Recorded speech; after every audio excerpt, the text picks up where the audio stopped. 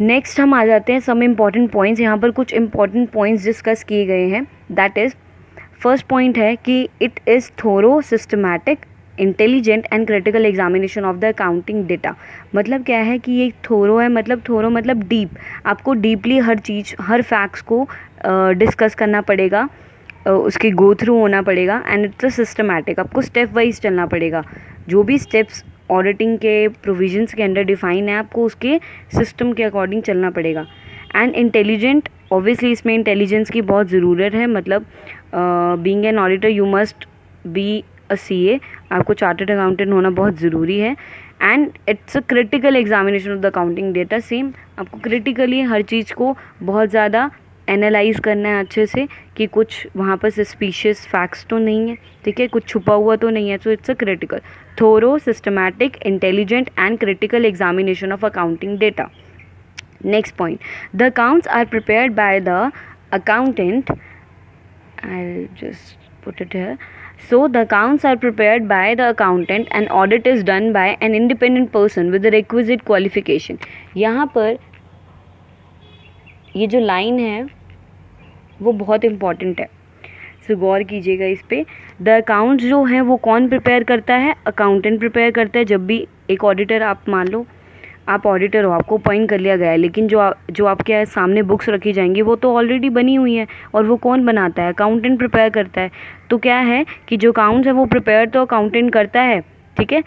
And audit is done by an independent person with the requisite qualification. Independent person यहाँ पर क्या है कि उसको वो बायस नहीं हो सकता, ठीक है, उसको अपना काम करना है, दैट्स इट, और उसको फ़ी पे करेंगे और वो चला जाएगा।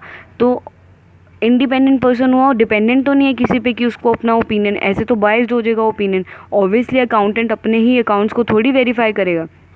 तो यहाँ पर क्या है, इंडिपेंडेंट पर्सन को अपॉइंट किया जाता है।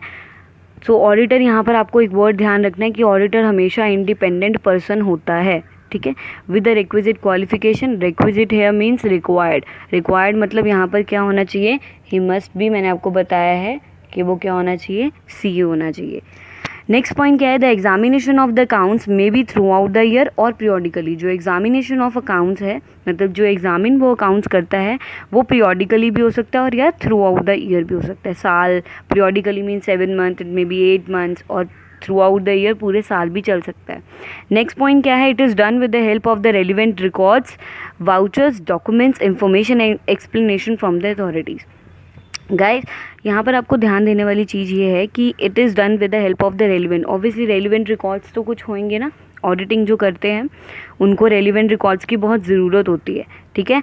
एंड वाउचर्स मैंने आपको बताया है कि जो भी ट्रांजेक्शन्स होते हैं उसके सपोर्ट में जो डॉक्यूमेंट्स होते हैं, written proof, as an written proof होते हैं, एविडेंस प्रोवाइड करते हैं वो हमें। डॉक्यूमेंट्स जो हो सकते हैं, इंफॉर्मेशन और एक्सप्लेनेशन फ्रॉम द अथॉरिटीज़। यहाँ पर एक्सप्लेनेशन क्या हुआ चीज़ है? एक्सप्लेनेशन यहाँ पर किस चीज़ के बारे में कह रहे हैं कि जैसे मान लो अगर कंपनी ने लोन ले रखा है, ठीक है, ये लोन दे रखा है, कुछ भी हो सकता है, तो वहाँ पर क्या है, हम क्रेडिटर्स से बाहर जाके कुछ एक्सप्लेनेशंस ले सकते हैं कि ये ट्रांजैक्शन एक्चुअल में हुई थी या पैसा कुछ पेंडिंग है, तो वो कितना पैसा पेंडिंग है, कोई भी हो सकता है, क्रेडिटर, बैंकर्स हो सकते हैं, डेटर्स हो सकते हैं, कोई भी हो सकता है, जिससे हमें एक्सप्लेनेशन मिल सके और कोई सी भी अथॉरिटीज़ से।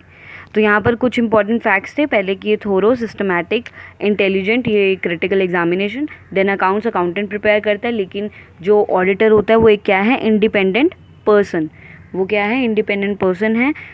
और विद रिक्विजिट क्वालिफिकेशन, जो एग्जामिनेशन है वो थ्रू आउट द ईयर और पीरियोडिकली दोनों तरीक़ों से हो सकता है।